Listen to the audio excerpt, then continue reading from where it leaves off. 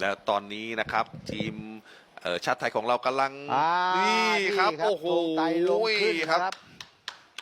อันนี้คือเป็นธรรมเนียมเลยนะครับ เมื่อเราได้รับเหรียญทองนี้โอ้โห โอ้โหธง แล้วสวยงามมากครับ สวยงามมากครับ อันนี้จะธงมหาราชนะครับธงมหาราชขึ้นนะครับ เตรียมจะขึ้น นี่ครับ